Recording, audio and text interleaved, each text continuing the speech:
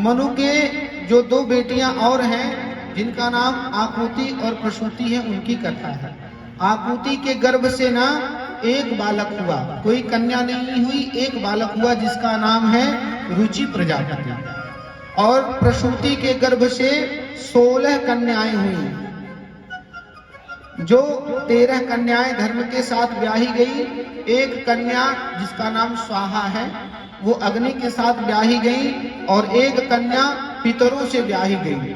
जो स्वधा है वो पितरों से ब्याही गई। अच्छा, एक और आपको महत्वपूर्ण जानकारी दे दें। आप लोग हवन करते होगे ना, तो स्वाहा स्वाहा हवन करते हैं, तो आपने कभी विचार किया ये क्यों कहते हैं? कभी किसी से पूछा भी नहीं होगा।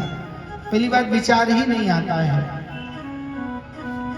पूजा जो है ना वो कहीं ना कहीं भगवान से जोड़ने की एक क्रिया है। जैसे आप पूजा के पहले जल छिड़कते हैं, कहते हैं आप पवित्र पवित्रो वा सर्वावस्थान गतो विवाह स्मरेत् पुंडरीकाक्षः सवायाभ्यंतरः शुचि। जल छिड़कने से पवित्र नहीं हो रहा है। पवित्र किससे हो रहा है? आप पवित्रा पवित्रो वा सर्वावस्थान गतो विवाह यह स्मरेत् पुंडरीकाक्ष। मैं आपके ऊपर जल तो छिड़क रहा हूं, परंतु आपको क्या करना है?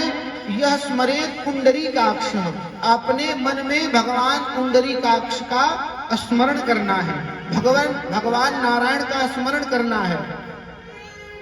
तब सबाह्याभ्यंतर शुचि, तब जाकर के आपका बाह्य और आभ्यंतर दोनों पवित्र होगा।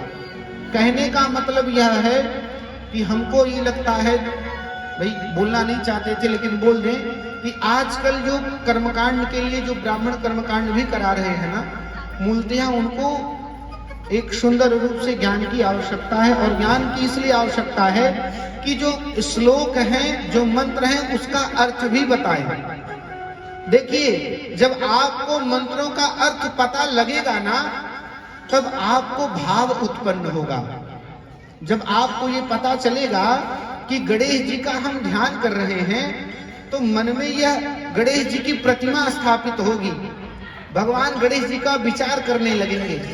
इसलिए जो मंत्र है उसका अर्थ भी बताना चाहिए, ये मेरे मति के अनुसार है। जैसे ये जो पवित्र करने का मंत्र है, यह मंत्र आपको भगवान नाम का स्मरण करने का है, कि जब आप अपने मन में भगवान का नाम स्मरण करोगे, तब जाकर के आपका अंदर आभ्यंतर यानी जो अंदर का है वस्तु वो भी, और जो बाहर का है वो भी पवित्र होगा।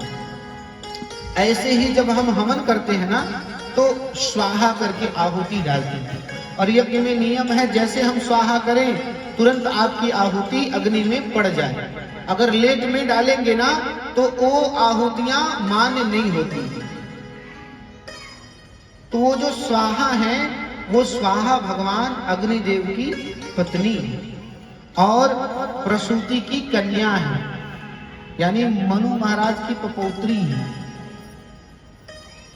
प्रसूति की कन्या स्वाहा है। और जैसे ही हम स्वाहा कहते हैं ना, अग्नि नारायण भगवान का मुख खुलता है, और जैसे ही मुख खुलता है तुरंत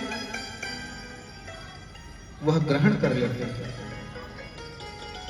और स्वधा भी प्रसूति, जो प्रसूति है उनकी पुत्री है।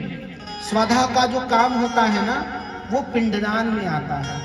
एस पिंडस्ते स्वधा।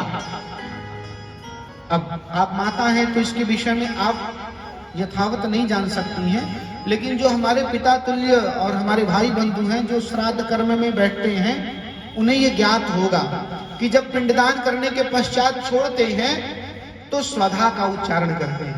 स्वधा कहने से ना उस पिंड को पितर ग्रहण करते हैं, स्वीकारते हैं।